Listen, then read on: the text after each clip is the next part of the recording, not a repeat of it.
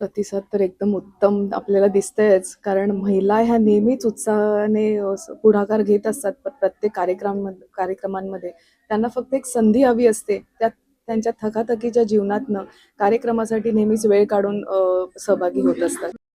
सभापती म्हणून एका पदावरती बसून आपण कोणासाठी काहीतरी करतोय ह्याचा सर्वात जास्त अभिमान मला पहिली गोष्ट वाटतोय, की मी काहीतरी मला एक-एक प्रश्न जेव्हा महिलांच्या प्रती येतात, महिलांकडनं त्यांच्या काही अडचणी जेव्हा समजतात आणि मी जेव्हा त्यांच्यासाठी प्रयत्न करत असते, त्या अडचणीतनं त्यांना बाहेर काढताना, तर एक वेगळाच आनंद मिळतो. कारण आम्ही एक टीम म्हणून काम करत असतो. कारण टीमशिवाय कुठलं काम होत नसतं. आमची जी टीम आहे, महापौर सर असतील, आपले परेश दादा असतील, प्रशांत दादा असतील, प्रीतम दादा असतील, आम्ही हे सभागृह नेते असतील, अशी आमची टीम म्हणून आम्ही काम करत असतो.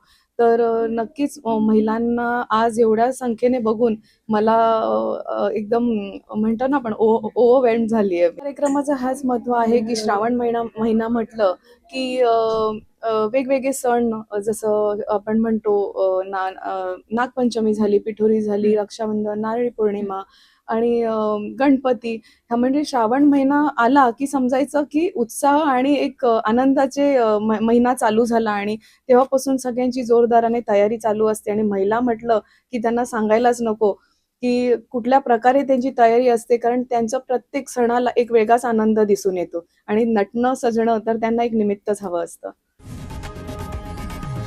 लोकशाही मराठी ऐका, पहा, जागरूक रहा.